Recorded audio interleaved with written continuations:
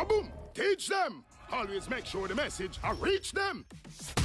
Live from Kingston, Jamaica, broadcasting around the world. You're watching the Teach Them YouTube show. Intellectual, yet stimulating. Fair, frank, and factual. And now, broadcasting live. We will broadcast live. This is Extra Class, streaming to the world and beyond. Hey, let's go. You know, it's Teach Them, the #1 intellectual blogging panel on the YouTube channel. Good night, everyone. Let me know if you're seeing me clearly. Let me know if you're hearing me clearly. If you're seeing and hearing me clearly, welcome to another episode of Extra Class. Episode number 404. You know the thing. Peeps, big up on yourself, you know. Good night. For the people on YouTube, people on TikTok, people on Twitter, people on Facebook.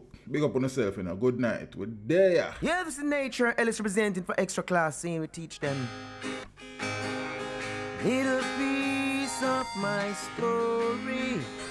Piece of Extra Class story. Yeah. A piece of my life. Big up to the people who are checking, you know. You understand? We have to up on TikTok.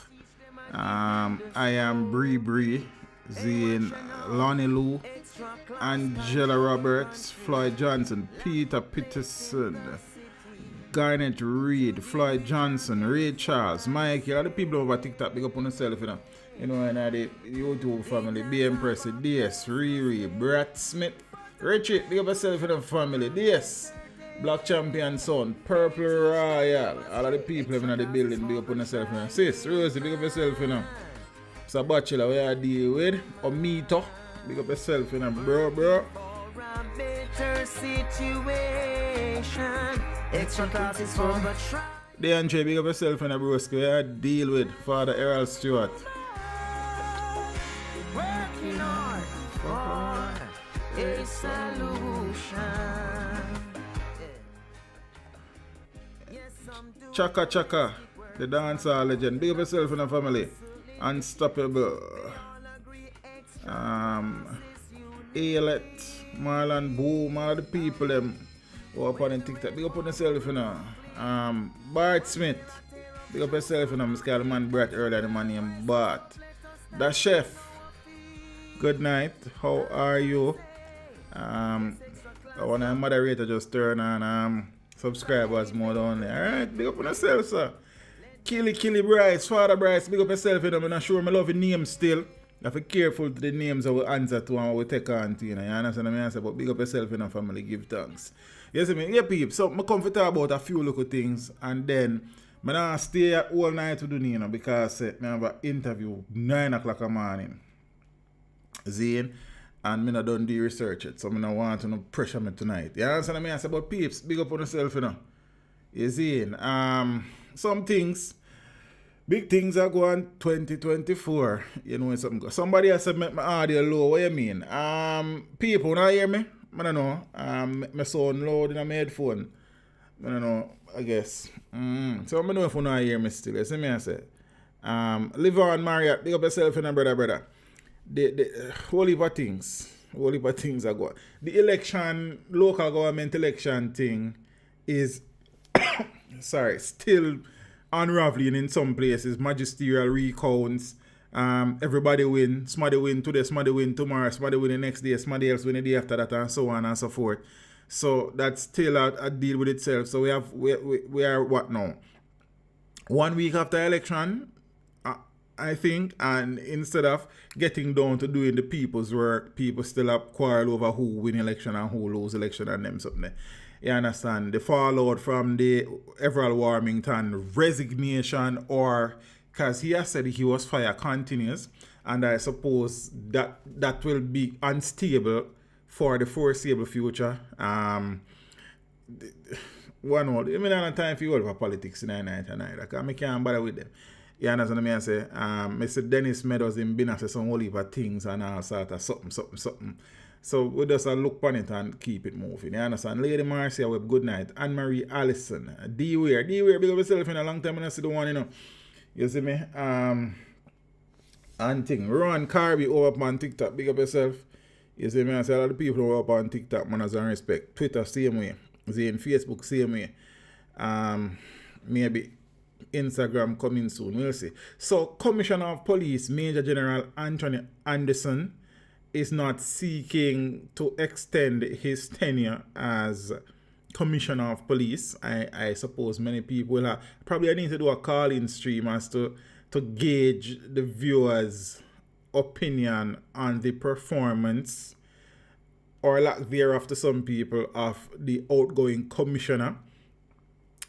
Successes, disappointments, could have done better, should have done better. So maybe me run a call-in stream. Queen V, good night. And so I go on this.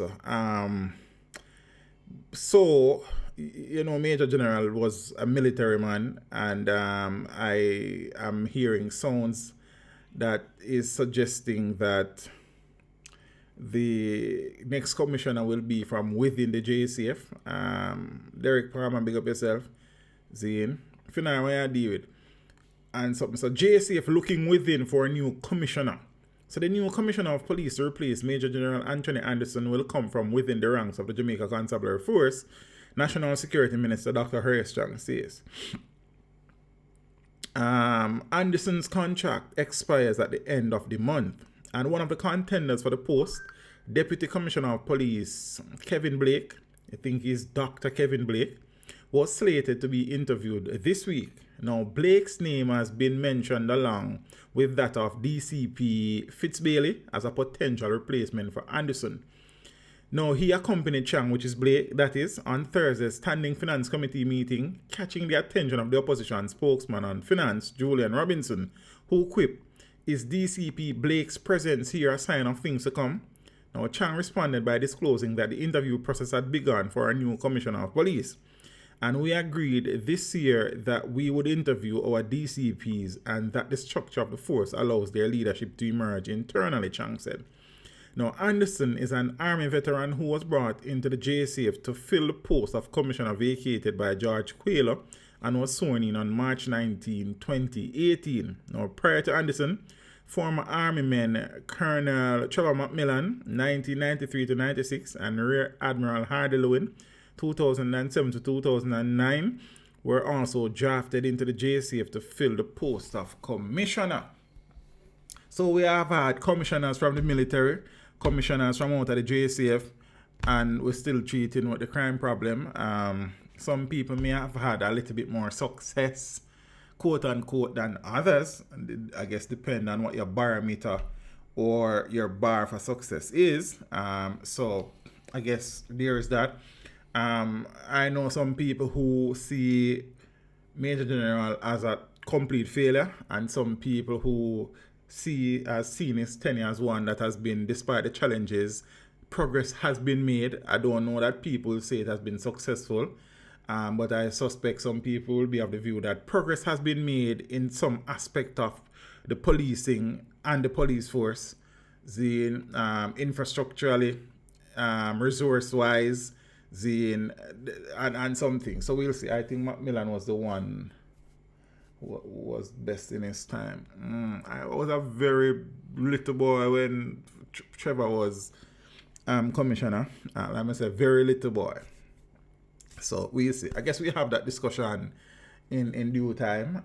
So I know that. Well, so I know Dr. Funny enough, I was doing some research the other day, see. And the research led me to the leadership page of the Jamaica Constabulary Force. And I was looking at it, I was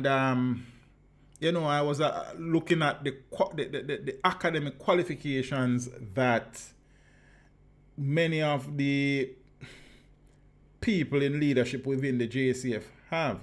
And I actually took the time to actually tweet. Let me see if I can find the tweet.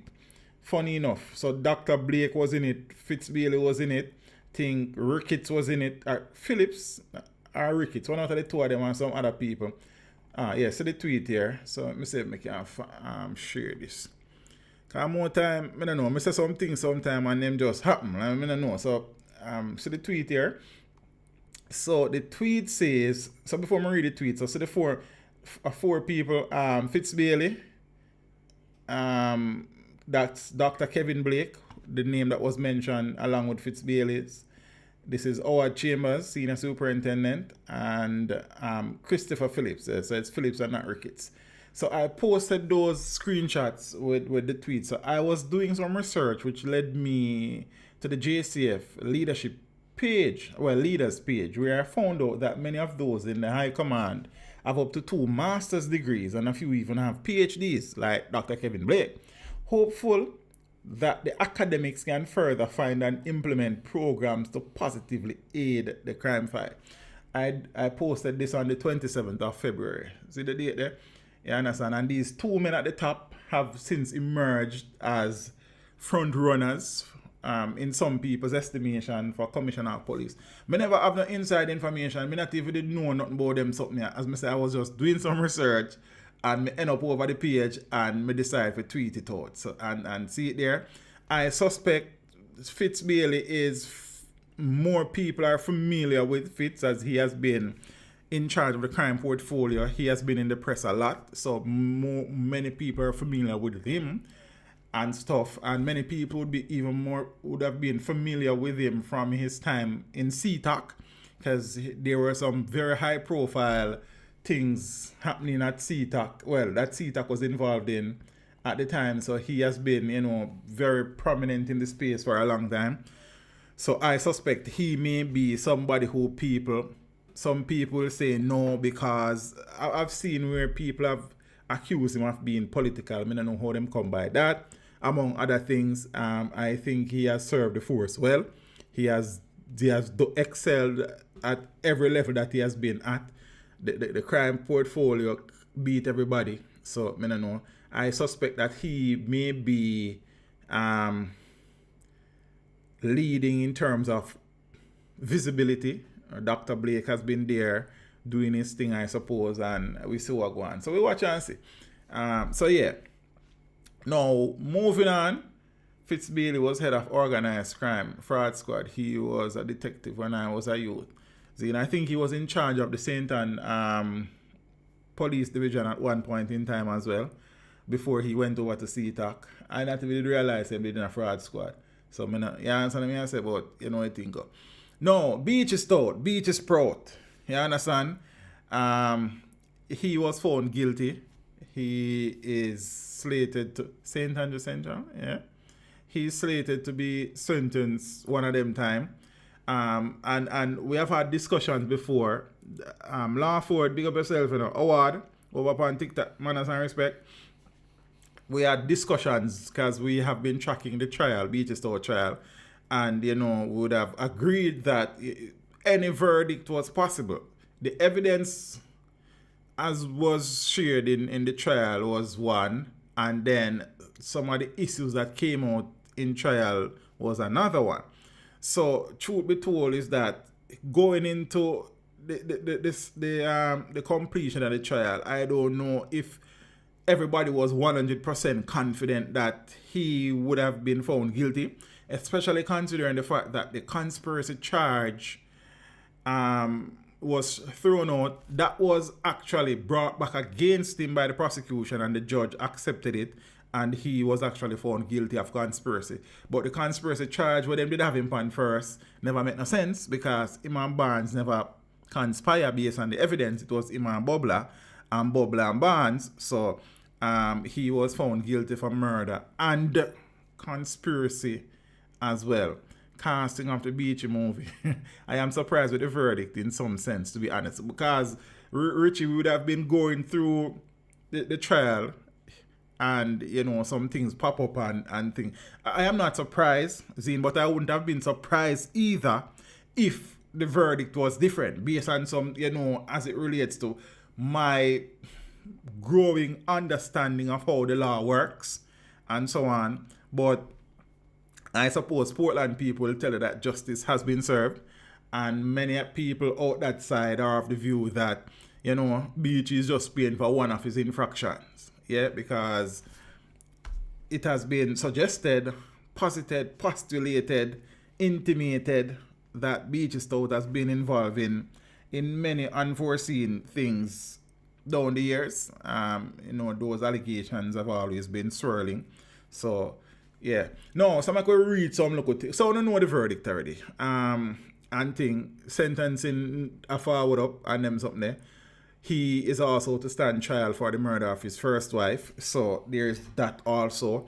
His lawyers, after the conviction, the sentence, not the sentencing, after the verdict recently, one of the defense attorneys suggested that they have identified grounds for an appeal and they will be seeking to do so. The prosecution, the head of the DPP, Paulwell had said that, she's looking forward, if such eventualities arrive, to defend the conviction in court because the evidence was, in her word, cogent, and so on and so forth. May I hear one slide feedback in my headphone? I'm not supposed to start here. Alright, see, I make so much nice. Yes, you're not supposed to sound like truck go up spiritual. Beachy is a person loved to be in charge. After he was found guilty, he held out his hand to the police officer to be cuffed and then said, let's go. Really, if you not, then me never say, well, I have been kind of out of the loop a bit for the past couple of days still. So, me never know that. Okay. So Beachy, Stout, Power, Police, and Murder.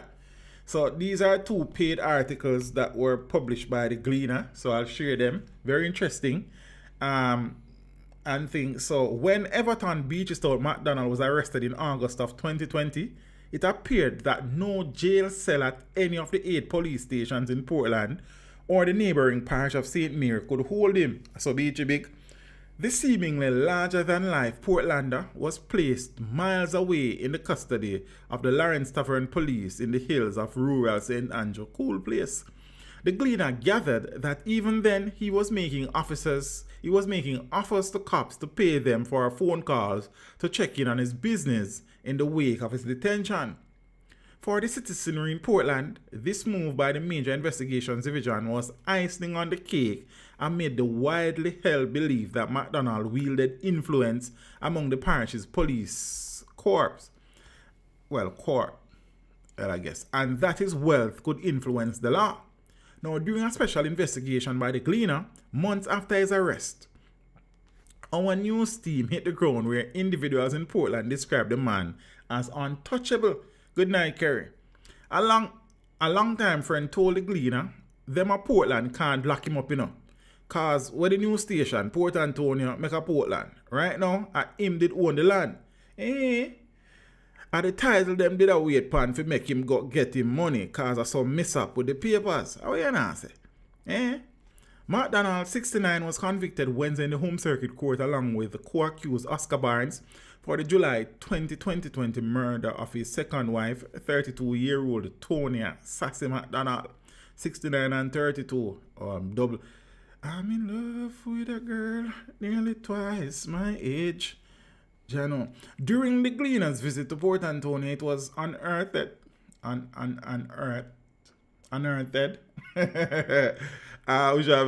That McDonald owned or had ties to several prime commercial and residential properties. A source who knew McDonald for well over 40 years told the Gleaner that it took the businessman 10 years to amass his extreme wealth. Shocking most. He became powerful and dangerous, the Gleaner was told during a private meeting. The newspaper was also told that he was able to reign so long for several reasons, but chief among them was corruption. Errol Townsend, big up yourself, Errol. Errol, you and Christopher related? Sierra Dion, good night. Jade Grace, how are you? So the long time Paul said, you see in Portland, most people believe in a people who have money and corruption. That is why him not get whole long effing time. So, you understand? McDonald's friend, as the source often declared during the interview, said he rose from nothing to something. Juggling. The man there, him mother start the thing by selling cigarette and him run a bar. Him start by selling weed in the bush, plant weed. That took off and him start the other juggling. Him never go overseas to my knowledge, but the man them work for him. So him not have to go overseas, said the source. Now, Justice Chesterton, who presided over the 6-month-long murder trial, said character evidence given on behalf of McDonald pointed to him being the feather in the cap of the people in Portland. The source who spoke to the Gleaner lamented that though honesty was the best policy, Beachy Stout became successful largely through his dishonesty. The Gleaner understands that McDonald had several monikers, Beachy Stout, Mr. Mac, and Shines, but it was the name Dashway that instilled fear in many. Oh, so we never know, so they used to call Beachy Dashway. Our Beachy did a dash, dishonest and cruel back at it. When you say machine, him the ramp. Dashway are him real name that in a bad code. So you know him the ramp, the source revealed. Oh. Though familiar with the man several people called boss, the source was adamant that their dealings were strictly business and that he had no part to play in anything illegal. Me is not that type of person, so him couldn't get me involved them way there. For them, it was his money, was the influence. Most of the youths don't have education. Them grow in a gun violence. If them I get 100k and 500k, where them no work for just to bust 2 shots, them gonna take it. And him is the man who will beat them like that, the source said.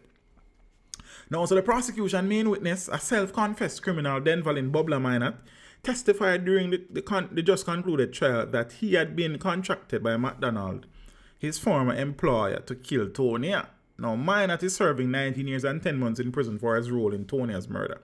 He's eligible for parole after 10 years as part of his plea deal. Now, during his evidence in chief, he told the jurors that he had been contracted by McDonald to murder Tonya but did not receive a cent of the $3 million promised by the businessman.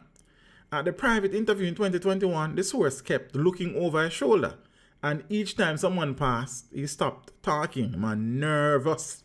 The Gleaner understands that Beachy Stout was not one to sympathize, not even with his workers. A man thief a soap in a supermarket and him chop off the man's fingers. Oh, me hear about that.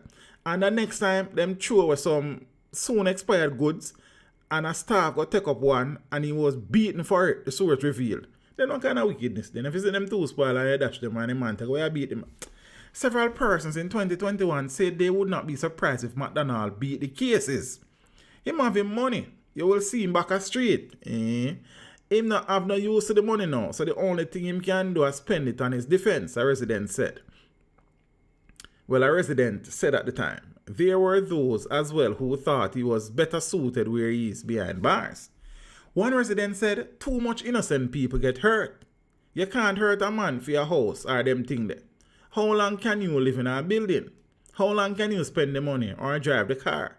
If him come back out, him go hurt more people and take where that and that. The townspeople are looking at the fortune to remain in the McDonald family as an only child for both Beachy Stout and his first wife, Marlene Petal McDonald, is said to be steadily carving out a name for himself in the family tradition, business-wise that is. Now, Marlene, 50 years old, was shot and killed in her driveway after parking her car at her Bournebrook, Port Antonio, Portland home in 2009. McDonald is also charged for her murder and is to stand trial next year in that matter. That should have started this year, but I guess because this a trial has long, you understand? Investigators opened a cold case after one of McDonald's nephews had told the police that his uncle had confessed to him that he allegedly orchestrated the death of Marlene. That nephew, prosecutor says, was murdered soon after. Oh. The family friend said all the business on William Street in the son name long time. Him, the son, all sell out enough places too. The mother, Miss Mary, which is Beachy Stout's mom, did have her money from selling cigarette and kerosene oil. Them things that she juggled off before she dead. They have all that going for them through generational wealth. Now, some Portlanders also lauded the elder McDonald for his rise as a businessman. One resident who said he knew Beachy Stout for 20 years said him a straight hustler, cause him not have no brain. Him a straight hustler because him not have no brain. The business sense comes through Petal, the first wife. Him now stay in a place and back up that. Well, and back up that, yeah. Him not have no head for that. Him not schooled. Him get no flick in a business too. Beachy Stout's affiliation with law enforcement, especially in Portland, grew out of an association with some policemen who were seen by residents as corrupt. The Supreme Court in February of 2021 heard allegations that McDonald paid a police detective to plan the killing of Marlene, which is his first wife. Prosecutors said more than 10 years ago that Beachy Stout paid a detective to orchestrate the murder of Marlene after their marriage broke down. The residents said the policeman in question left the force shortly after he was accused of another killing. Him kill a boy up by Bonneview in the parish and come under some pressure and him leave the work. Him alone come for you. A bad boy detective, the source said. And McDonald and Barnes were remanded in custody for sentencing on the 16th of May. Aye, sir. Him son got 20 years of murder. Yeah, man. Lenny, man. Yeah, man. We follow that story there as well, man. You know, like father, like son. You know, the apple not fall far from the tree. The chip not fall far from the block. Something like that. Hey, Portland source them talk, you know. Rosie, big of yourself. Yes, Dad. Truth be told, though, there's nothing that I read in the article just now. Well, maybe not. Probably about 95% of what I just read, I heard before now. Zane, One Max, DJ, King Bossy, Zane, Curtis Glenn, big up on yourself who up on the TikTok, you know. Anthony Manners, big up to the people who up on TikTok. You understand what I say? Yes, because of 20 years, you know, Kerry, if you did watch all the trial, you know, is all them paint the thing and the defense team paint one whole heap of story. That is why we need to weed out corruption in the JSCF. Had this detective been moral, Beachy gone in prison a long time. You understand what I say? And thing. So, yeah, man, all of this was brought to my attention from early out after Tony had been killed. You understand what I say? So, nothing new in this. I have spoken to people from that side. And, you know, them kind of say some things. But, you know, our style kind of different still. You see what I say? And things. So, yeah. Beachy. But, so Beachy Stout first wife knew hit was taken out on her. Residents still sad years after murder stains Portland. So, Everton Beachy Stout McDonald's first wife, Marlene McDonald, affectionately called Petal, was murdered on the 2nd of May 2009. I have done videos about all of these things before, and you can go search them. A day her friends and neighbors in Bournebrook, Portland will never forget. One of her friends of many years told the Gleaner in 2021 during a special investigation that Marlene, who was loved by many, should not have been killed in a manner that stained the community for several years.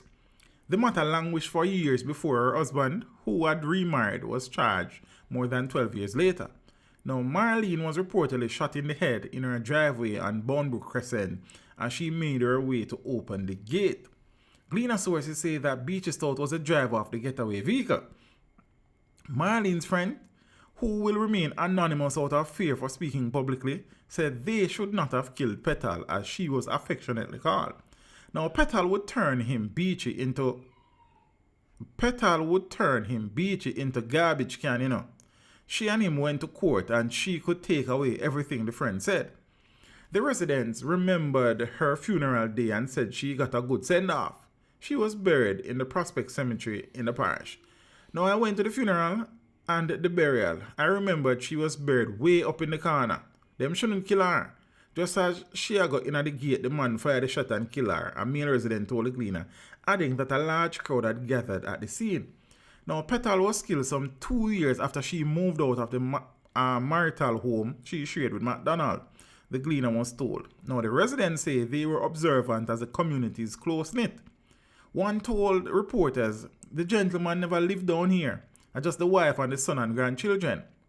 At the time of the murder, they did not even have any security camera, or them would say right away. A former employee of Petal's recalled that she was in a great hurry to leave the business place on the night of her death. The former employee recalled how Mrs. Mack threw away the day's sales mistakenly, trying to close up the establishment. The police laid charges against McDonald after reviewing the case, bringing forth, according to the prosecution, a caution statement from, we talk about the nephew already, and so on and so forth. For some residents who spoke to the Gleaner, and you see the Gleaner did these interviews in 2021, and 3 years later they are just publishing it. And as I say, I would have been familiar with all that the Gleaner is saying, most things that the Gleaner is saying. Because one thing earlier what they said, they must say a Beachy was allegedly the getaway driver when him first wife was killed. Me never hear that part there still. Me never did know about that part there. You understand what I'm saying? So a few little things I did what me never know about, but as me say, I guess just like the Gleaner would have had this information as well. I mean, a lot of people had the information, I suppose. You understand? But I know some good people from Portland. No, man. Portland safe. Beach was just a different kind of Portland, man. Ain't nobody knows a Portland not safe, bro. Them just say Beach it was powerful down in Portland. You understand? And thing. And so I could finish with. For some residents who spoke in 2021, it was better late than never for someone to be brought to justice. Some are still not open to speaking out of fear of McDonald's influence. That part there now, me couldn't did go in that part there. How she was killed. I only know where she buried, the woman said. The residents are keen to acknowledge that McDonald is wealthy and say that he usually brags about his strength, so they tread carefully. As far as him set out of him own mouth, him just pay to get it done. And him no business as long as it happen, a resident said. Since then, the names of 2 former policemen have been floating in the public domain, one of whom prosecutors says collected a fee. The Gleaner did not get from official sources that the men were currently being investigated for any role or involvement. Now, a resident said it's about 3 people get contracted to carry out the hit before it was actually done. Deja vu, innit? Money was paid and never returned, but that didn't stop the plan. A close friend of the family told the Gleaner that Petal was told that a hit had been taken out on her. One of the men who was paid in the first instance to do it told her about it. She knew very well, the source told the Gleaner. The news team gathered that Petal was killed allegedly over property she had acquired. The talk was that she couldn't satisfy because she gets some properties and them kill her for it, the residents said, of widely touted reasons. The residents are convinced that it was Petal who put Beachy on the path to real fortune, as she had a business mentality. Petal's mother did have a change, you know. Right now, if you go to William Street or Beachy Stout, 2 buildings them is, the building in the middle, the little bar, a Petal mother placed that, the friend told the Gleaner, of where things began for her family. The Gleaner understands as well that Petal rose to heights from humble beginnings as a little Portland girl. A resident said, "Me know Petal when Petal heel back crack. And a joke. Me know when her slippers have in toe and let me read this. Me know when her slippers have in toe and yaso heel eat out. The heel eat out. She and Beachy have come from school days. Oh, at school romance thing.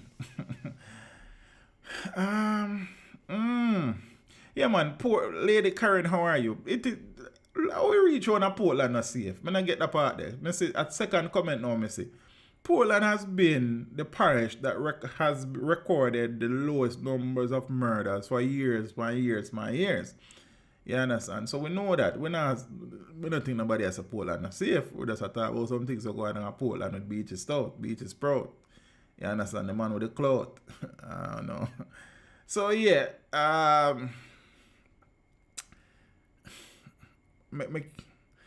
so much money but so little sense, I suppose.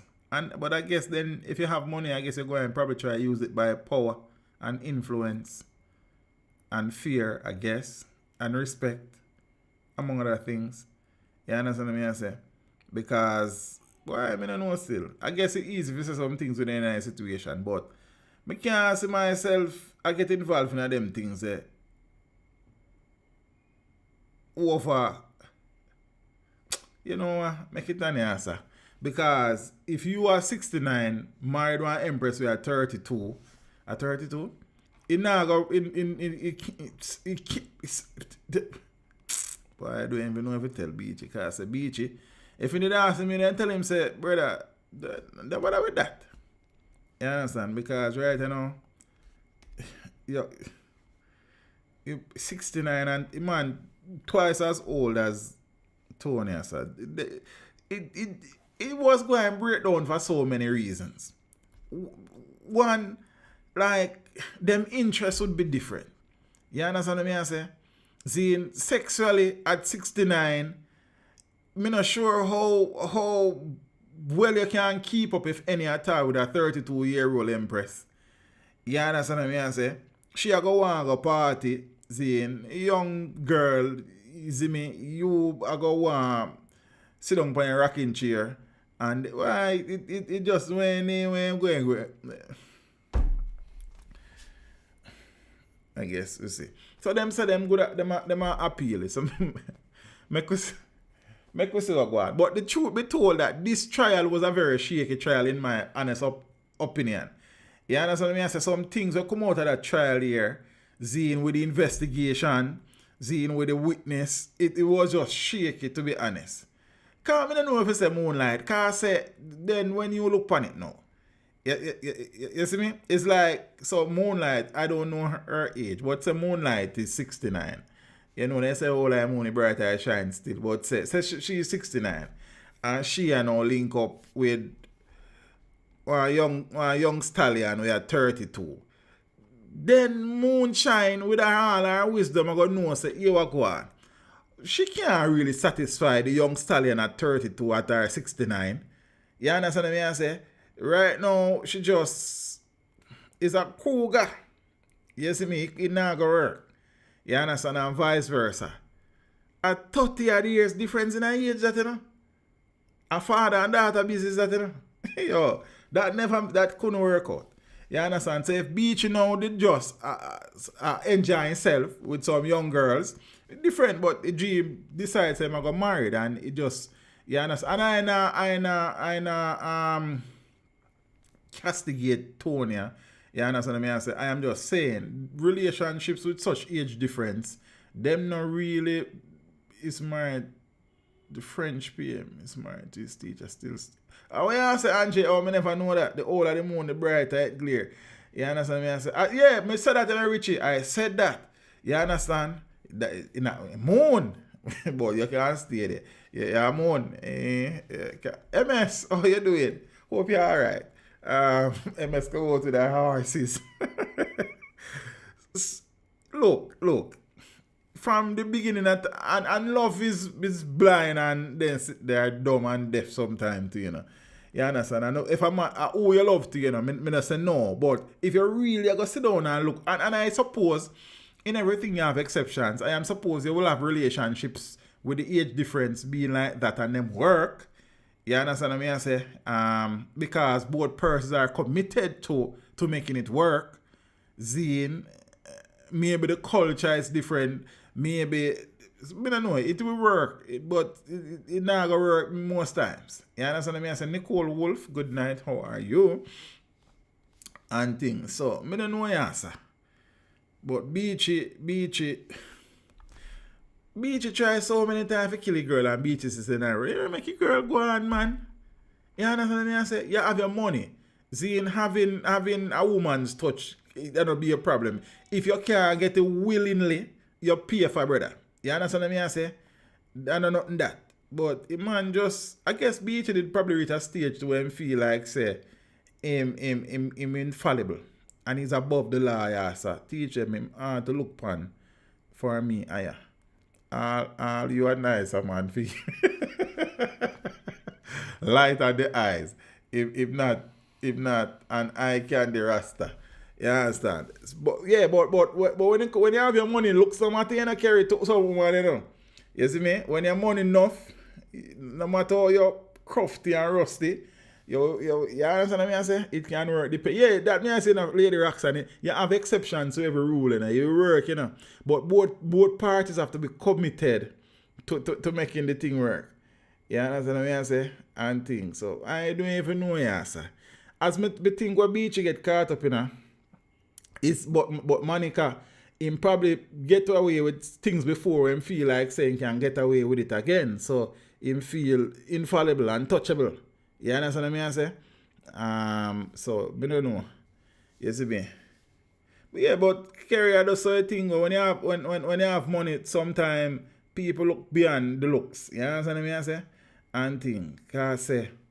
And you know funny enough to me don't know, me think women, pretty women tend to love ugly man. That's not the Tony Beachy situation. It's a general. Because sometimes I see some fellas with some. And then I say, I went and get her. Then, we don't know. But she, him love because in personality might be nice. You understand what I say? And then me always tell them, say, pretty woman lonely, you know, because I'm afraid to talk to them. I don't know. You understand? Yeah, Miss Monica, we know that. But you see, sometimes in a people head, that's how they feel. You understand what I say? You say, Beachy, I go perfect. You must go court of appeals first. Zane, auntie. Jay-Z really ugly. Like, on a serious level, though. When you come on to the ugly bar, Jay-Z below the bar, I don't know. You understand? Money or not, me sorry. You carry that for you. You understand? It's just one empress. You have many different empresses. You understand? So, I don't say it go. That's why I'm glad I'm ugly.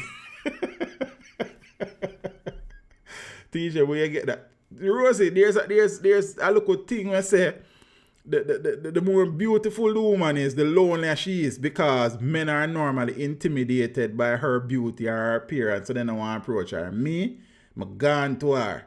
You understand what I say? Then me not nothing to lose, you know? Then me have a lot to gain. You understand? So when me step across, if the link just not make me gone about my ways. If the link make me gone about my ways, same way. So whichever way me gone about my ways, I don't know. Yeah, that's what I say. And think. Because I don't like be never have no money now that Nicole for true. Be have our money stack and pile for a long time. I love, man. Love is a powerful thing, you know. Ask Cindy and Bob. Yo!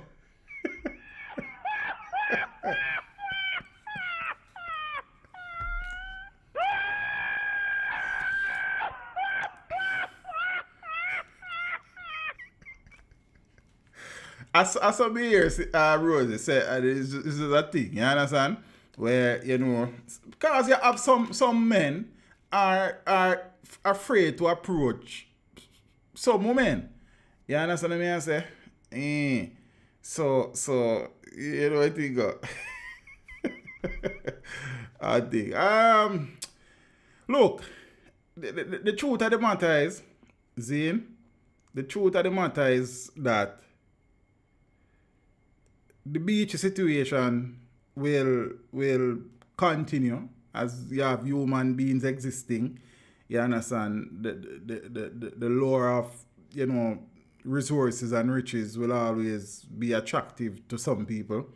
Then the mentality of a Beachy Stout, you know, the God complex will continue to permeate among men, and unfortunately there will be similar situations like these in time to come.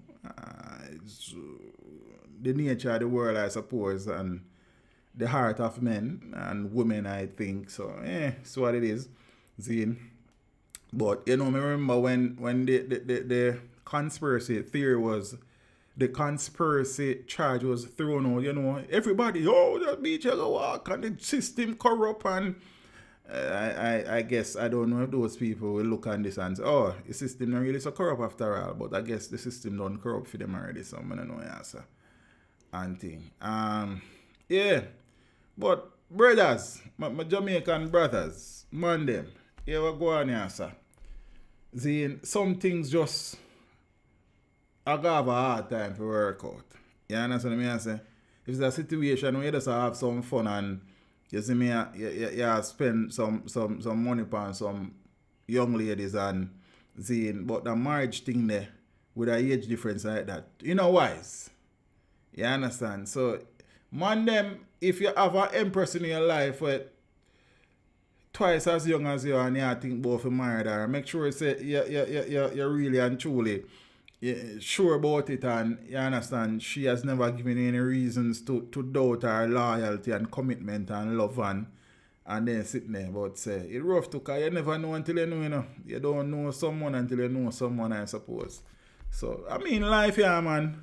You just never know. Never know.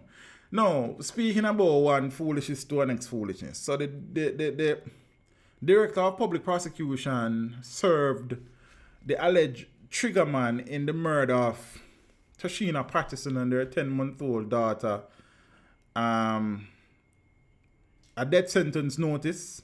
So she will be seeking, or the officer of the DPP will be seeking a death penalty in the case. I think the intention was to also seek the death penalty for somebody else involved, but I think he pleaded guilty.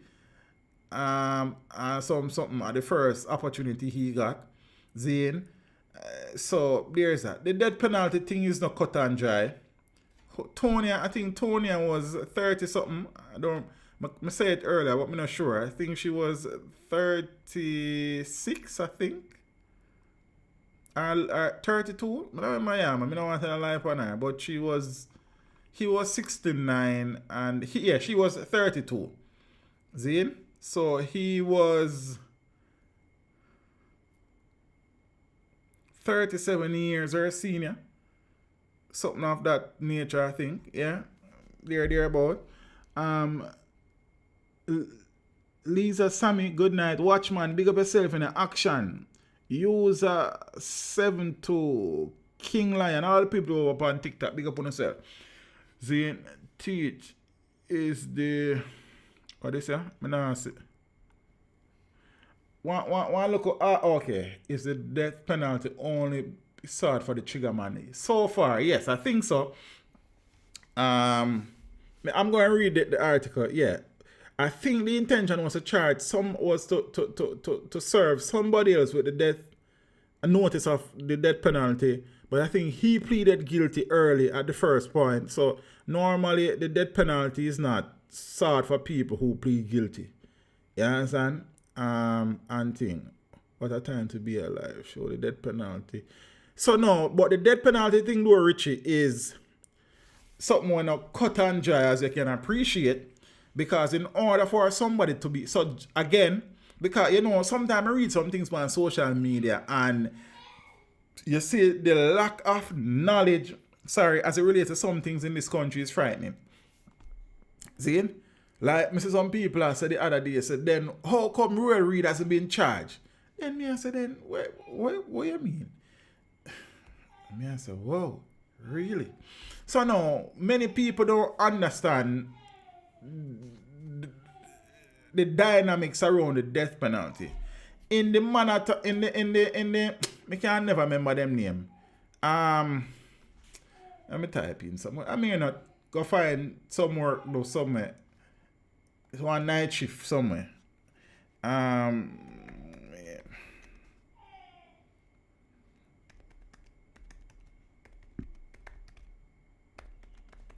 Let's try to search something. Right, so examining the death penalty, so I did a video there 6 years ago. So the death penalty was being sought for Russian Barnett, which is a cocoa piece killer. He pleaded guilty. So, okay, so the case that halted the death penalty in Jamaica, the Pratt and Morgan case. Zine, I'm going to play that video there and we watch it together before we talk about the death penalty. So at least we get some understanding. I want to know my reading that stay at the time. Because one time I read. Look at the case that halted the death penalty. Alright, so let me share this and I'm not supposed to hear it. Zine? Don't lip them to look like that. I don't know about that. In Jamaica. In January of 1979, viewers, let's have a look at the case that halted the death penalty in Jamaica. In January of 1979, the House of Representatives voted by a narrow majority to retain capital punishment and unanimously recommended that all outstanding death sentences be reviewed. Right, so the death penalty is still on the books. It's just not in our use. So go and listen. Oh, me have the same shot. Boom, in February of that same year, the Senate passed a resolution recommending that executions be suspended another 18 months while another committee examined the issue in depth. Although this second committee, the Fraser Committee on Capital Punishment and Penal Reform, sat from June of 1979 to March of 1981, executions resumed in August of 1980. Up until 1992, A conviction for a capital murder carried a mandatory or automatic death sentence. In that year, the Offences Against the Persons Act of 1992 was enacted. This meant that capital murder was committed in circumstances where specific persons were murdered, or murder was committed in furtherance of certain specific offences or contract killings. So in short, capital punishment remains on the books in Jamaica, but may only apply in certain aggravated murder convictions. Alright, so capital punishment still on the books, but I know for every case you can have the death penalty being the ultimate sentence. See, it's capital punishment and it is in some instances. You understand? So one of them it is contract killing, which is the situation here. So we could go and listen. However, there has been no executions since that of murder convict Nathan Foster in 1988. So the last time somebody was executed in Jamaica under the death penalty was the year where Gilbert come here, 1988. This is largely due to the 1993 ruling of the UK-based Privy Council that it was inhumane to have a convict waiting for more than 5 years to be executed. Whoa. So that point right there is critical. So death penalty, yes. In order for somebody to be executed in Jamaica, that person will have to exhaust all possibility of appeals within 5 years. So after the trial is completed, they would have to go in front of the Court of Appeal. If the matter is not resolved in their favor, then they go to the Privy Council. And when the Privy Council pass on the judgment, that has to happen within 5 years for the execution to go ahead. Now, with all of the inefficiencies in our justice system and the dispensation of justice, how many cases would go through the justice system within that 5 year period so that executions will happen. You understand? So we go on, listen. Made in the infamous case of Earl Pratt and Ivan Morgan. Earl Pratt and Ivan Morgan both spent 14 years on death row awaiting execution. In recognition of the extreme mental anguish death row prisoners are subject to, their case established a legal precedent limiting the amount of time a person can be kept on the sentence of death. Pratt and Morgan were arrested on suspicion of murder in 1977. At their trial, the prosecution relied on the evidence of a single eyewitness, and the jury only took 2 minutes to convict. The pair were sentenced to death on January 15, 1979. Earl and Ivan were kept in virtual isolation, confined to separate cells measuring 6 feet by 6 for 23 hours a day. 6 by 6 feet cell is a grave, you know? For 23 hours a day, 14 years.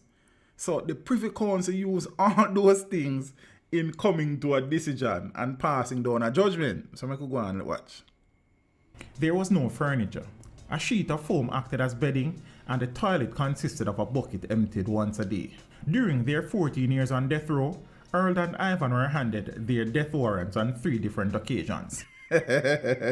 So imagine you up on death row and 3 times, 3 different occasions, Omar, big up yourself, Zane, on 3 different occasions you are given your certificate, basically, your warrant for death. So you will be executed next week at this time. 3 times. Yo. Alright, so let me go and watch you, sir. Only to be granted a reprieve at the last minute. One time a reprieve was granted 45 minutes prior to their scheduled execution. Imagine you are on death row and you wake up in the morning and you know what, today are the day. Zane, you hear them and do the practice run them. Because them do the practice run them, you know, practice execution with them run a gallows there. Zane, and boy. Don't go up on that on a behave on yourself. The pair were subjected to mental trauma of being weighed and measured for coffins in preparation for their So every time you are supposed to be executed, you are weighed because your weight, them have to compare, when them go hang you, them have to know your weight to adjust the gallows. So when you drop, you actually hang. You know, they are in a year afloat like. Also, they measure you to build your Hold on, let me go back on. Hold on. Uno behave on yourself. You understand what I'm saying? Man, they went out there do foolishness. Well, execution. Earl has described the experience of listening to the hangman make practice drops in preparation for his execution. Given the severe mental torment inflicted on the men during their prolonged period on death row, known as death row syndrome or death row phenomenon, it was argued that their death sentences could no longer be deemed constitutional. In its judgment delivered on November 1993, the Privy Council ruled that a period of more than 5 years delay in carrying out a death sentence constituted cruel and inhumane punishment. There you go. So in order, so the DPP can serve the notice, it's not a problem. If she feel like she can argue and win the case in where she feels like the requirements for a death sentence is there, however, that matter, the entire legal matter has to be resolved. All avenues for appeal have to be exhausted within a 5-year period. And therefore violated Jamaica's constitution. In reaching its conclusion, the court referenced the historical context of the death penalty sentencing system inherited from the UK, where executions would be carried out speedily after sentence. The court accepted that death row syndrome was therefore a modern phenomenon which subjected the prisoner to an unintended extra element of punishment. Pratt and Morgan had been sentenced to death, not death plus years of mental torment on death row. As a result of the judgment, Pratt and Morgan were removed from death row and their death sentences were commuted to life imprisonment. While Earl was released in 2007 after he became eligible for parole, Ivan never saw freedom, as he died in prison of natural causes in 1996, 3 years after the judgment. Though I am not certain when it was implemented, there was a moratorium placed on the death penalty, which was lifted in 2009. To my knowledge, there is currently no inmate on death row in Jamaica. I tell them, I do a whole heap of them video about this. People prefer chat instead of do some research. You understand what I say? And thing. And for the record, for some people probably there for the first time, I am okay with the death penalty. It's an important tool to have. However, it is not, and I've said this before and I'll say it again, it won't be the solution to Jamaica's crime problem. You understand what I say? Say people did dip on death row because them did still do foolishness. So I don't like it did stop crime. It is an important tool, but my opinion and your opinion, you're okay to have that, is that the death penalty won't solve crime. And that is what many people have in them head. Oh, start hang them and they won't stop kill people. Nothing like that. How many countries around the world still use the death penalty? Why them still use it? Why them still execute people? Because people still kill people. You understand what I'm saying? So whilst it will be a deterrent to some people, it is not a silver bullet. You understand what I'm saying? It is not the one solution for the crime situation in this country. So there are some technicalities around the death, and that is the point that I'm making. There are some technicalities around it. There are different factors and different dynamics at play. And in order for you to execute somebody, they have to exhaust all possible appeals within that 5-year period. Seeing what the Privy Council is saying that, okay, if you sentence them to death, the death sentence should be carried out shortly after the sentencing. You understand? You sentence them to death, sentence them to death on time. So, I mean, you see, the law is a strange place, So, these are some of the things. And then now, you have people waiting for them trial 8, 9, 10 years. So, you are charged, and you don't stand trial until 10 years after being formally charged. Then after you are formally charged, so many different issues may delay that trial. So the trial take 5 years. Because that is not something where it not happen. You understand what I said? Then after the trial go on, you are found guilty. Then you are sentenced to death. Then? But then now, in order for you to get an appeal at the Court of Appeal and to seek leave to appeal at the Privy Council, the time frame now, so 5 years is really tight. So, I don't know. There's a lot of things around these things. A lot of us don't really read or try to find on things. We just listen to where people will talk, say, and will say a gospel according to John, Matthew, Mark, and Luke. You understand? Just read, man. Don't look at reading. You understand what I say? Many of the people them I talk to, I read them read to. You see me? Well, some of them. The next problem. But yes, so I could talk about the situation, the Bradshaw case. I could call it that. Heartless. DPP wants death penalty for a killer accused of sending pictures of bodies of Paulwell's murdered daughter and her mom to his other child's mother. So apparently Leoda requested pictures of the child and their mother after they were murdered. Director of Public Prosecutions Paulwell Llewellyn has alleged that the man who pulled the trigger to kill the daughter of veteran Member of Parliament Philip Paulwell and her mother on September 9, 2023 sent pictures of their dead bodies to the politician's other baby mother, Leoda Bradshaw, before burning the bodies. Cha-cha. In a release on Wednesday, following a mention of the case in the Home Circuit Court in downtown Kingston, Llewellyn said the alleged triggerman, David Smith, who was reportedly given a gun by one of his co-accused, Beachy Black, fatally shot 10-month-old, you shoot a 10-month-old babe, 10-month-old Saraya Paulwell and her mother Tachina Patterson while he was in the company of another co-accused, Richard Brown.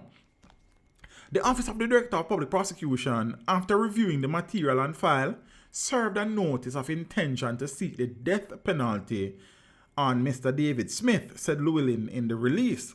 This is a second time in less than a year that the Office of the DPP has indicated that it will be seeking the death penalty for someone who allegedly committed a murder which left the nation outraged. I think the one I did mention before, the Cocoa Piece situation. The last time around, Llewellyn had sought the death penalty for Omar Green, the construction worker who was charged with the murder and rape of his 9-year-old stepdaughter Nikita Noel in Hanover in February of 2023. Green pleaded guilty on his first appearance in court and the death sentence was taken off the table. So normally, if you plead guilty and the prosecution had intentions to seek the death penalty, there's a possibility that that will be taken off the table. So his guilty plea, I guess, negated the intentions of the DPP's office, I guess. Green pleaded guilty on his first appearance in court and the death sentence was taken off the table. He was instead sentenced to 2 separate terms of life imprisonment, one for the murder and the other for the rape. The sentences will run together. Concurrently, he is to serve 50 years and 7 months for the murder and 43 years and 7 months for the rape charge before he is eligible for parole. On Wednesday, in outlining the allegations against the accused, Llewellyn said Bradshaw, the mother of one of Paulwell's children, passed money to her co-accused for the kidnapping and the murder of Patterson and her daughter. According to the release, Bradshaw conspired with Roland Balfour, which is her cousin, Richard Brown, Roisin Miller, Beachy Black, and Smith to execute her plan. It is alleged that Balfour was a person who scouted and linked Miller, Brown, Black, and Smith to execute Bradshaw's plan. Mr. Beachy Black provided the firearm that was used to kill Tachina Patterson and Saraya Paulwell, and also accompanied the men to the scene of the murder. Mr. Richard Brown was the driver that transported Tachina Patterson and Saraya Paulwell to be murdered. Then when the dog had drive, at no point in time the cries of the mother, boy, I didn't even know. Mr. Roisin Miller conspired to kidnap and murder Tachina Patterson and Saraya Paulwell, but did not present himself in person on the day that the plan was to be executed, said Llewellyn. On November 15, 2023, Brown pleaded guilty to 2 counts of kidnapping and murder and was sentenced to 30 years imprisonment under the Plea Negotiation and Agreement Act. Oh, look at G, I kind of provide some information too. Hold on. Okay, yeah. Something that going over TikTok. Then some of it put one puzzle together for continuously. I don't know. Then, Miller also pleaded guilty to 2 counts of conspiracy to kidnap and 2 counts of accessory before the fact of murder and was sentenced to 7 years and 10 months under the plea deal. The other 4 accused were served with 1 indictment on Wednesday with 14 charges. They are to return to court on June 13 for a case management session in the Home Circuit Court. Jaja, yo, we... Never mind. 5 and 4, 9 and Mr. 1 make 10. The Admiral Tibet as Mr. Reality introducing to you. Teach them, no matter how far them they are reach them. Listen to this. Classic. We are living in a serious time. Yes. Don't let that 10 month old. The time is so serious, cantankerous and dangerous. Yo. He's only in the Father. Teach them both is just. The time is so serious, cantankerous and dangerous. Move. Said all over the world. I really play it still, but serious times, brother. How much 4 or 5 men, conference, sat down, planned, orchestrated, executed the kidnapping and murder of a mother and a baby, 10 months old. I am curious though as to why the death penalty wasn't sought for Leoda as well. You understand? Seeing she is the mastermind behind the whole thing. I don't know if the law facilitates that, but I suspect it may. So I am a little bit surprised as to the death penalty not being sought for her, seeing that she never submit a guilty plea early. She hasn't pleaded. You understand what I'm saying? So I don't know. I guess maybe one day we get to ask the DPP. Oh, next thing, pan the Earl, Pratt and Morgan, Father Earl. Me dey try reach out to him one at a time. I would love to interview him, which is the gentleman who was in that landmark case, the Pratt and Morgan case. So Earl Pratt, I think his name is. You understand? Because Morgan died, I think 3 years after he was released. Zane, from natural causes, I think, if my memory serves me correct. Zane, I would love to interview Mr. Earl Morgan about his experiences. So if anybody know Mr. Morgan and he's willing to talk about his experience, he has done interviews before, I guess with the print media. It would be interesting for kind of talk to him. I would love the opportunity. So if anybody know Mr. Morgan, can make a link or ask me if I'm interested for with all a reason about the whole death row situation and them sitting there. You understand?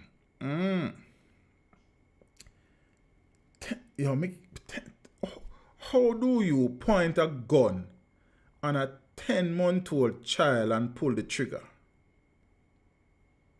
And you don't have to be no father. You're a man. Zine, you have a mother. Chances are you probably have sisters or nieces or little cousins. You understand? How you do that?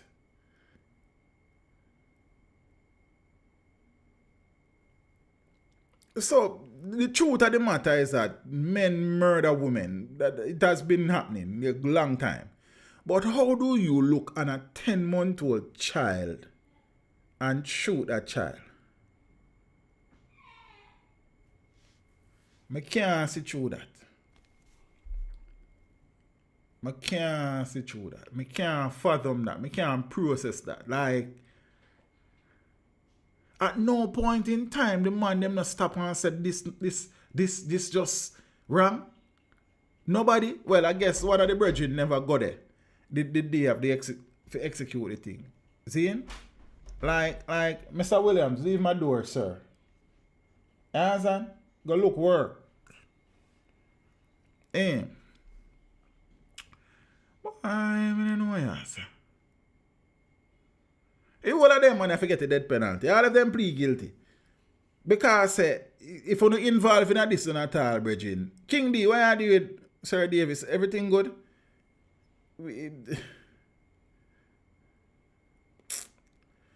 I could talk about one next sitting. Because I tell us I'm not coming for tan long, you know. I finish my research and left for now. Rosie and Kerry, all you need for do, you know, you just plan a weekend. I'm here weekend. I'll deliver him to you guys. You don't have to worry about coming to get him. Me carry him come.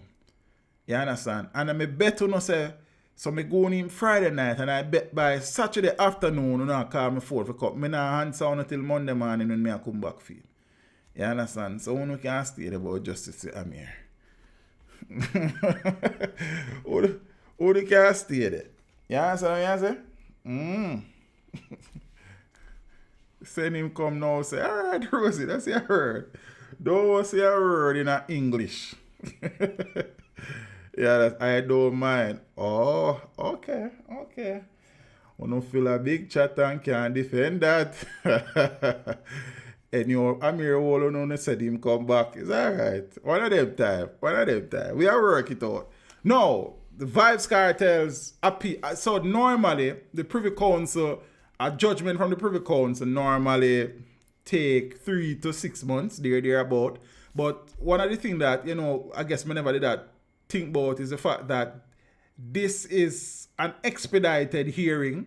So the matter was brought forward because of Kartel's medical condition. So seeing that the trial was expedited, I suppose the judgment would also be expedited. You understand what I say? On the back broad, alright. I think. So Trivia, what are you doing? So it came as a surprise, I suppose, so many people, including myself, when I saw today that the judgment will be, and that is the word that was used.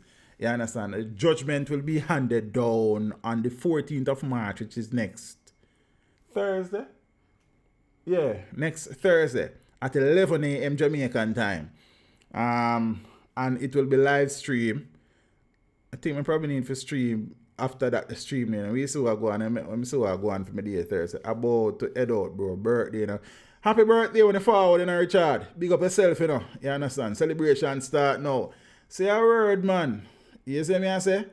All the best, bro. Big up yourself, have fun. You understand what I say? You see me? But you don't know a thing go. Moderation over botheration. You understand? Mm-hmm. So the king strike fast.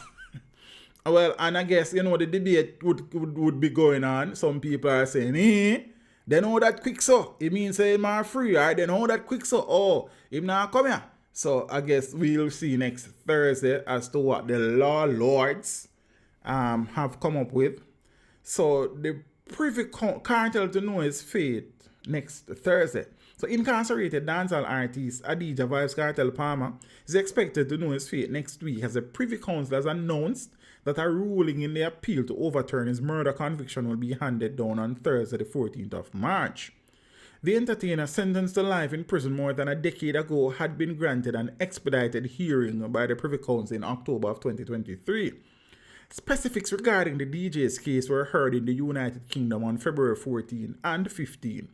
The decision then comes just over a month after court proceedings concluded. It was expected that the final decision could take up to 12 weeks. After a trial lasting 64 days before the trial judge and a jury in the Home Circuit Court, Kartel and his co-accused, including Sean Storm Campbell, who were convicted of the murder of Clive Lizard Williams, who was reportedly killed on August 16, 2011. The police took Kartel and his co-accused into custody on September 30, 2011. Their cellular phones were seized. According to the Privy Council's release, the prosecution relied heavily on evidence derived from these phones, which was taken from a copy of a CD-ROM provided by Digicel, a telecommunications provider in Jamaica, in response to a police request.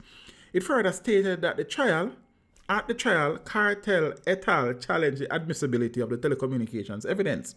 They argued that the police requested to Digicel and Digicel's provision of the data to the police were carried out in breach of the Interception of Communications Act. Further, the evidence had been obtained in breach of the fundamental right to the protection of privacy of communication guaranteed by the Charter of Fundamental Rights and Freedoms contained in the Jamaican Constitution, the High Court statement read. So the trial judge ruled that the telecommunications evidence was admissible. During the trial, the judge also became aware of an allegation that a juror had attempted to bribe others by offering 500,000 Jamaican dollars for a particular outcome. The trial was allowed to proceed as the judge did not discharge the jury or the particular juror said to have offered the bribes, and that is where the appeal sits. The outcome of the appeal sits, in my opinion, solely on the juror situation.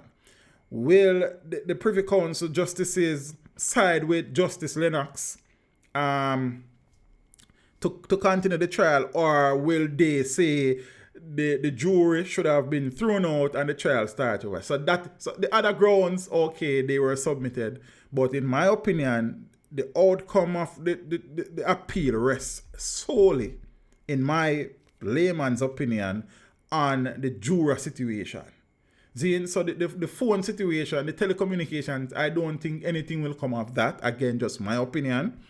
It primarily will rest on the juror situation or the jury situation.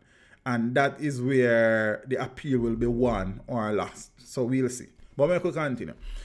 So the trial was allowed to proceed as the judge did not discharge the jury or the particular juror said to have offered the bribes. According to the Privy Council, its ruling will be made against the background of several grounds of the challenge. Specifically, should the trial judge have excluded the telecommunications evidence relied on by the prosecution? This was a ground in the appeal. How should the judge have handled the allegations that there were attempts to bribe members of the jury during the trial, and should the jury have been discharged?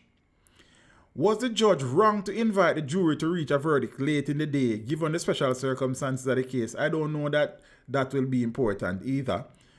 And things. So for me, and just my humble opinion, my views, I think the juror issue will make or break the appeal. So it will be won or lost there. So the telecommunications thing, I don't know how much leverage will be gained from that. And again, this is just my observation.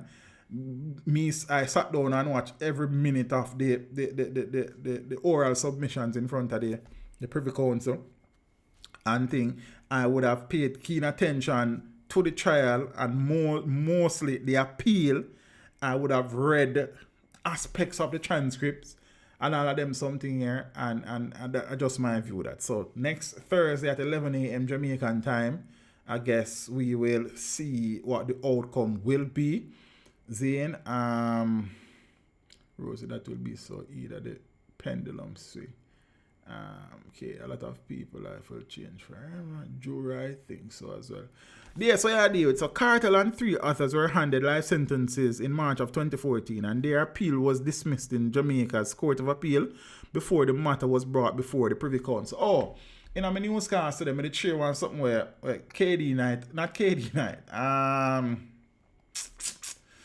Bert Samuels was saying, because one of the possible outcome of the appeal is for the Privy Council to send the matter back to our local Court of Appeal for them to make a determination as to whether a retrial or the conviction will continue as is and so on. Zane? So Kartel appeal, defense will oppose any consideration of a retrial. Now me find that statement when me something like this, I can't find it. Me can't find my scenes window. Ecam. Profile. Scenes. Yeah, so let me share. I am curious, and I don't know if anybody, Malina Records, big up yourself, if anybody can explain this to me. How would the defense be able to oppose any consideration of a retrial if the Court of Appeal, if the matter is sent back to the Court of Appeal and they decide that it will be a retrial? What can the defense then do to prevent the retrial? Like, I don't know. Somebody can explain that to me.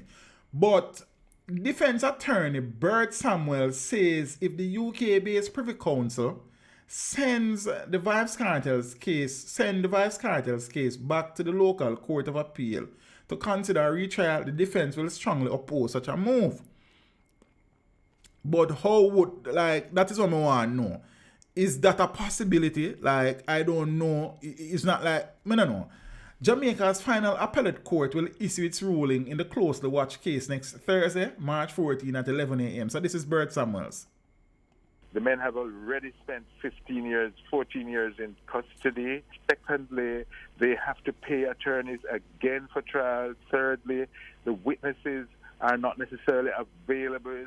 They can't be found. Fourthly, the pre-trial prejudice of those voice notes and the people have been told what the case is about. Which is true. It's going to be difficult to find a juror or a jury rather which has not been influenced by what they've heard in the media.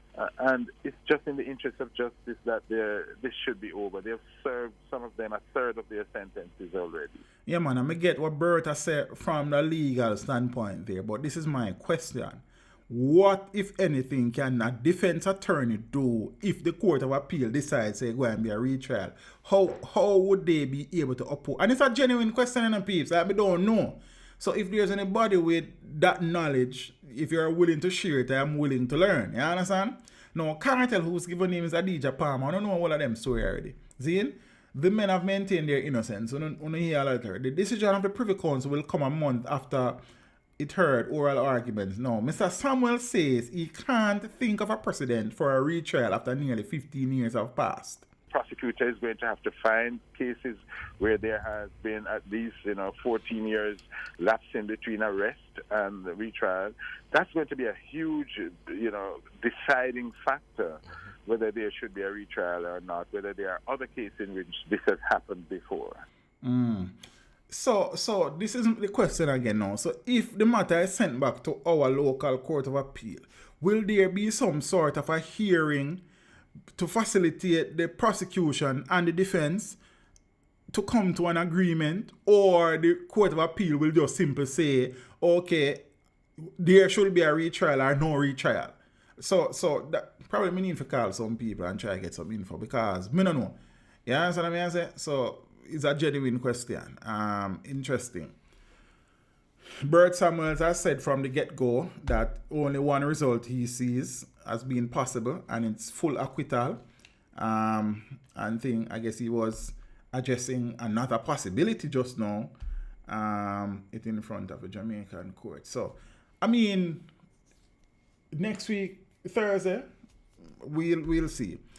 Interesting days. I suppose the appellants must be very uneasy, because one, it could be acquittal, or it could be you continue to serve your sentence and then now there's no more possibility of an appeal after this.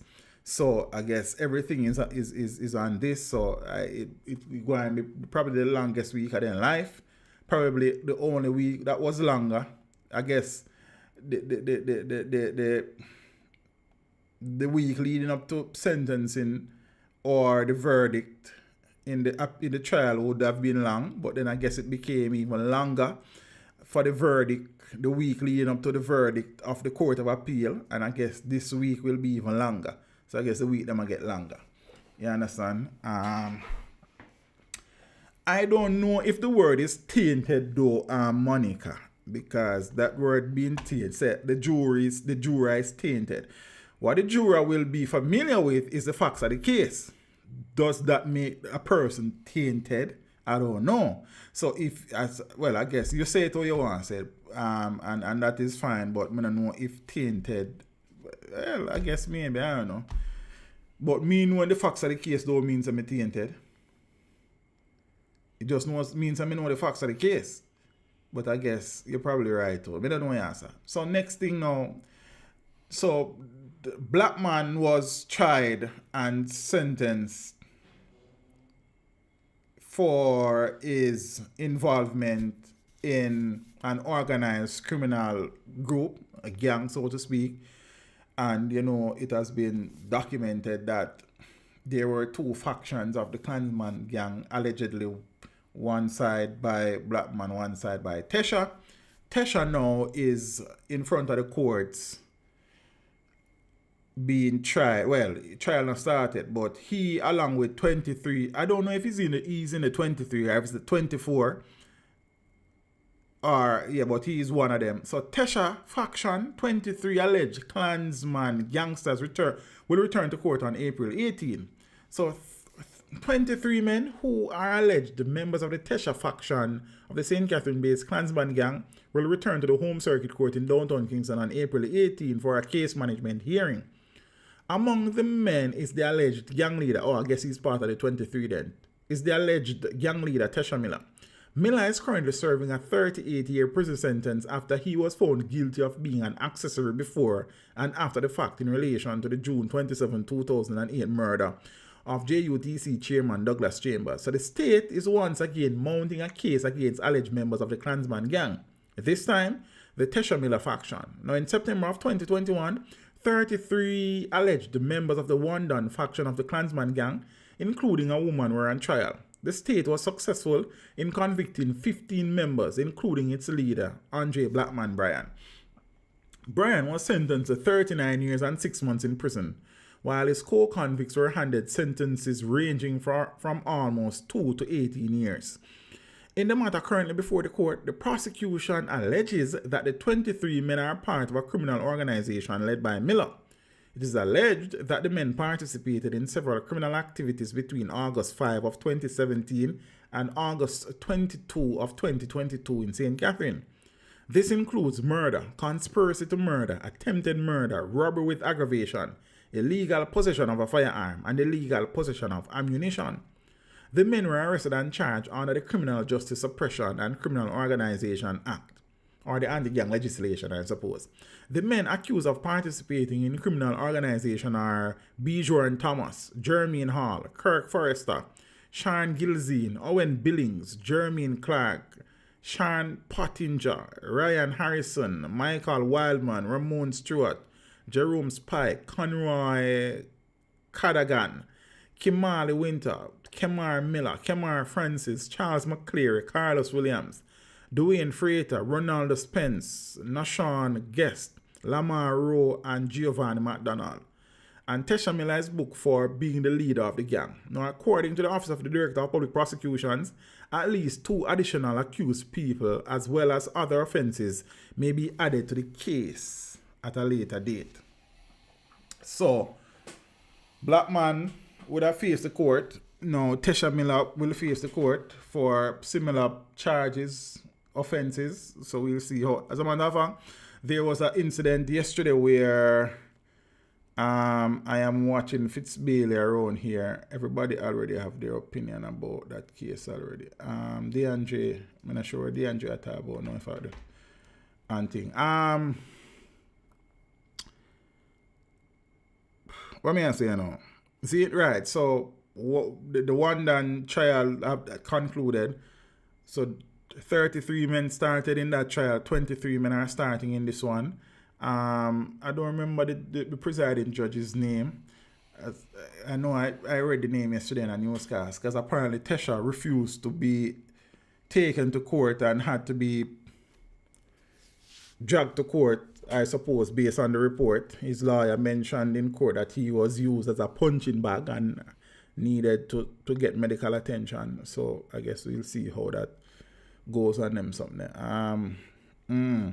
And things. So yeah, peeps, those are some of the things we are going in a Jamaica land we love. Whole heap of things. Whole heap of things. A bag of things, a crocus bag of things. You understand? But I nah stay no longer. Big up on yourself. I'm telling you, I have to finish up my research early morning interview me at 9 o'clock. As Cox said, give me draws a morning a time for interview. You understand? So, you know I think go. Big up on yourself. Me there. You see me? And thing. Me did a plan for do one call-in stream Wednesday night. The day when Beachy was found guilty, but it never worked out. For some logistical reasons.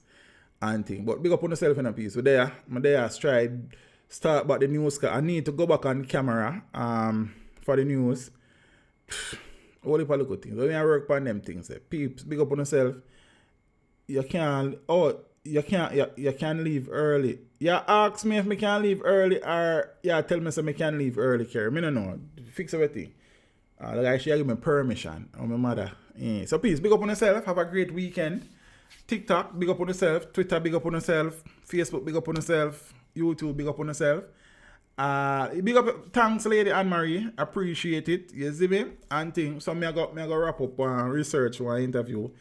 And because is a person who there's not a lot of written stuff about him. He's very prominent in the space, but not a lot of stuff being written. Has been written about him. So I have to go dig and dig. Or I have to go freestyle my way through the interview. Yeah, but I like structure and order, Zane, and thing. But I am tired too, so you can leave. Okay, Kerry, we understand. So I need to go sort out that. Peace, big up on yourself. Always appreciate your company and your support. And we're there. I'll see you soon. Big up on yourself. Walk with just save trouble upon the gravel, all of the good things them. When they work on some project. When I go say, I have learned to not say, just do things and make one say. So we have some things that we are working on. We're in time. You know, when I go say and say, oh, I like that teach. Yes, and I love that. Zane, so big up on yourself. May soon. Mad. Well, I could do this though. 5 and 4, 9 and Mr. 1 make 10. The Admiralty bet as Mr. Reality introducing to you. Teach them, no matter how far them they are reach them. Listen to this. Classic. People them over up on TikTok who never watch a stream with such sweet audio before. Big up on yourself. Don't let the devil blow your mind. The time is so serious, cantankerous and dangerous. Yes. Yeah. He's only in the Father. Teach them put his trust. The time is so serious, cantankerous and dangerous. Be careful out there, sir. Feel weird at talk. I mean, I hear myself back in my headphone. So headphone in my head and it's like me a ball.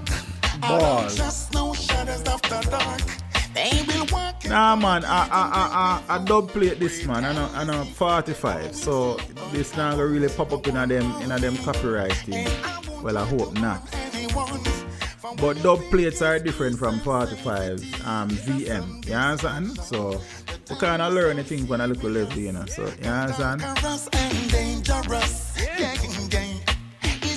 Some of the dub plate them have issues, but I kind of know which one after a while. So, but that one is alright. I'm a walk. Yeah. Said all over the world, everyone is in the heated rush. I'm always on the alert because I know that my life is worth. Father Tibet, big up yourself anyway, you know. I'm standing firm and judge the ground. I'm here, leave my door. And the little children got no mother nor no father, no. Go be with your mommy. Nothing to earn. The more they live is the more they learn. Yeah, boy, I mashed up my door. Cantankerous and dangerous. That be nice, man. Yes. Are you alone, father? Teach them put each other. Peace. Big up on yourself. Yeah, brother, big match. Big match. Why? Anybody can win the league except United and Arsenal and Spurs. So Liverpool or City, me no mind. Me don't prefer City win the league still than Liverpool. Because Liverpool fan them no easy night yesterday. Me no. City no fans. City just have some people who watch them. Then new. Peace, big up on yourself. But a big match, you gotta watch it. You understand what I say? In gone somewhere, Rosie. Do one next time. Peeps, good night. Be there. Big up on yourself. Walk good. Step with Jack. See you trouble upon the gravel. I'm out.